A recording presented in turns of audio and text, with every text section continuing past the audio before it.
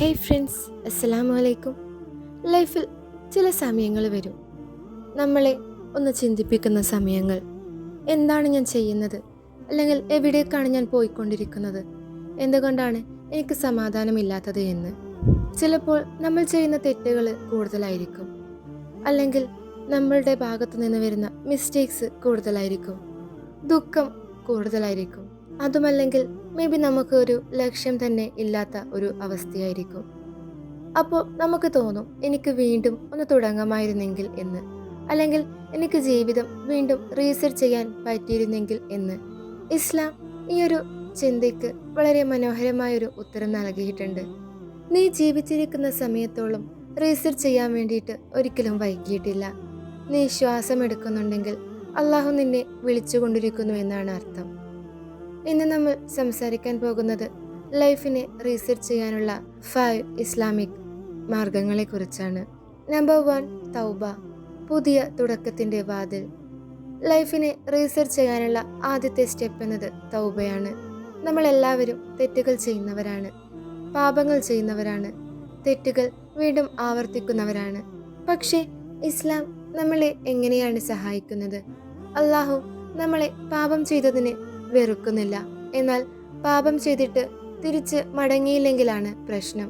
ചിലർ പറയാറുണ്ട്, ഞാൻ വളരെയധികം പാപങ്ങൾ ചെയ്തു, എനിക്കിനി നല്ലവനാകാൻ പറ്റില്ല, അള്ളാഹു എന്നോട് ക്ഷമിക്കില്ല എന്ന്. ഇത് പിശാചിൻ്റെ ചിന്തകളാണ്, അള്ളാഹുവിൻ്റെ സന്ദേശമല്ല. നീ എത്ര പാപം ചെയ്താലും ഒരു നിമിഷം സത്യസന്ധമായി തൗബ ചെയ്താൽ, യാ അള്ളാഹ്, ഞാൻ തെറ്റ് ചെയ്തു, ക്ഷമിക്കണമെന്ന് പറഞ്ഞാൽ, അതാണ് നിന്റെ ലൈഫിൻ്റെ റീസെറ്റ് ബട്ടൺ. തൗബ എന്നത് പഴയ ജീവിതം അവസാനിപ്പിക്കലും പുതിയൊരു ലൈഫിൻ്റെ സ്റ്റാർട്ടിങ്ങുമാണ്.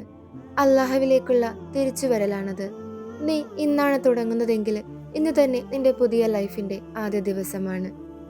നമ്പർ 2, നമസ്കാരം, ആത്മാവിൻ്റെ റീസെറ്റ്. ലൈഫ് റീസെറ്റ് ചെയ്യാനുള്ള രണ്ടാമത്തെ മാർഗമാണ് നമസ്കാരം ശരിയാക്കുക എന്നത്. നമ്മൾ പല പ്രശ്നങ്ങൾക്കും സൊല്യൂഷൻസ് തേടാറുണ്ട്. സ്ട്രെസ്, ആങ്സൈറ്റി, കൺഫ്യൂഷൻസ്, ലോൺലിനെസ്, ഇങ്ങനെ ഒരുപാട് അവസ്ഥകളിലൂടെ പോകുമ്പോൾ നമ്മൾ അതിനുള്ള സൊല്യൂഷൻസ് അന്വേഷിക്കാറുണ്ട്. പക്ഷെ നമ്മൾ ചോദിക്കാറില്ല, എൻ്റെ നമസ്കാരം ശരിയാണോ എന്ന്. നമസ്കാരം എന്നത് വെറുമൊരു കടമയല്ല, അത് നമ്മുടെ ആത്മാവിൻ്റെ റീസെറ്റാണ്. ഒരു ദിവസം 5 പ്രാവശ്യം നീ ഈ ലോകത്ത് നിന്ന് ഡിസ്കണക്ട് ചെയ്തുകൊണ്ട് അള്ളാഹുമായി കണക്ട് ചെയ്യുകയാണ്.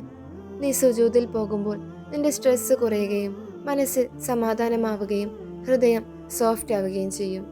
നമസ്കാരം കൺസിസ്റ്റൻ്റ് ആകുമ്പോൾ നിങ്ങളുടെ ലൈഫ് സ്ലോലി റീസെറ്റ് ചെയ്യാൻ വേണ്ടി തുടങ്ങും. നിങ്ങൾ ഇന്ന് തന്നെ തീരുമാനമെടുക്കുക, ഇന്നു മുതൽ ഒരു നമസ്കാരവും ഞാൻ ഒഴിവാക്കില്ല എന്ന്. സ്ലോലി ഞാൻ എൻ്റെ നമസ്കാരത്തെ ഇംപ്രൂവ് ചെയ്യുമെന്ന്, ശ്രദ്ധയോടെ ഫോക്കസോടെ നിർവഹിക്കുമെന്ന്. നമസ്കാരം ശരിയാകുമ്പോൾ ലൈഫ് ശരിയാകാൻ തുടങ്ങും. നമ്പർ 3, ഖുർആൻ, ഹൃദയത്തിൻ്റെ ഹീലിംഗ്. ലൈഫ് റീസെറ്റ് ചെയ്യാനുള്ള മൂന്നാമത്തെ സൊല്യൂഷനാണ് ഖുർആനുമായുള്ള ബന്ധം. നമ്മൾക്ക് ഫോൺ സ്ക്രോൾ ചെയ്യാൻ വേണ്ടി ധാരാളം സമയമുണ്ട്, സോഷ്യൽ മീഡിയയിൽ സ്പെൻഡ് ചെയ്യാൻ വേണ്ടി ഒരുപാട് ടൈമുണ്ട്. പക്ഷേ ഖുർആനുമായി ചെലവഴിക്കാൻ നമുക്ക് സമയമില്ല. ഖുർആൻ പാരായണം ചെയ്യുന്നത് മാത്രമല്ല, ഖുർആൻ കേൾക്കുന്നത് പോലും ഹീലിംഗ് ആണ്. നീ ദുഃഖത്തിലാണെങ്കിൽ ഖുർആൻ കേൾക്കുക, നീ കൺഫ്യൂസ്ഡ് ആണെങ്കിൽ ഖുർആൻ പാരായണം ചെയ്യുക, നീ ഒറ്റപ്പെടുകയാണെങ്കിൽ ഖുർആൻ തുറക്കുക. ഓരോ ദിവസവും 10 മിനിറ്റെങ്കിലും നിങ്ങൾ പതിയെ ഖുർആനിനായി മാറ്റിവെക്കുക. ഖുർആൻ പാരായണത്തിലൂടെ നിങ്ങളുടെ ഹൃദയം റീസെറ്റ് ചെയ്യും, ചിന്ത റീസെറ്റ് ചെയ്യും, ലൈഫിനെ തന്നെ റീസെറ്റ് ചെയ്യും. നമ്പർ 4, രാത്രി, അള്ളാഹു നിങ്ങളെ റീസെറ്റ് ചെയ്യുന്ന സമയം. രാത്രി എന്നത് അള്ളാഹുവിനോട് ഏറ്റവും അടുത്ത സമയമാണ്. എല്ലാവരും ഉറങ്ങുമ്പോൾ നീ ഒറ്റയ്ക്കിരിക്കുമ്പോൾ അത് ഏറ്റവും സത്യസന്ധമായ ഒരു സമയമാണ്.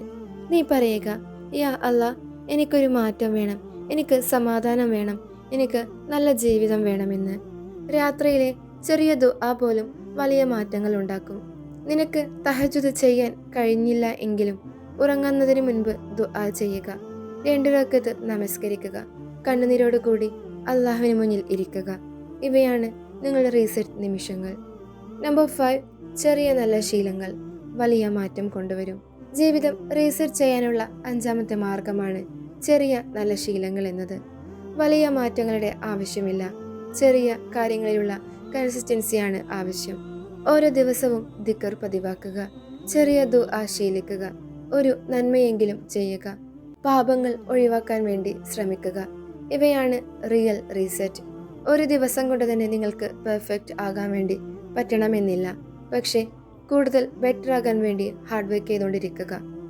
ഫ്രണ്ട്സ്, നിനക്ക് തോന്നുന്നുണ്ടാകാം ഞാൻ വളരെയധികം വൈകിപ്പോയി, അല്ലെങ്കിൽ എൻ്റെ ലൈഫ് മുഴുവൻ നശിച്ചു പോയി, എനിക്കിനി ചേഞ്ച് ആവാൻ പറ്റില്ല എന്നൊക്കെ.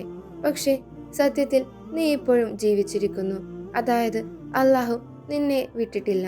നിന്റെ മുൻപിൽ വീണ്ടും അവസരങ്ങൾ തന്നിരിക്കുന്നു. നിനക്ക് ഇനിയും പുതിയൊരു തുടക്കത്തിന് പോസിബിൾ ആണ്. ഇന്ന് തന്നെ നിങ്ങൾ തീരുമാനമെടുക്കുക.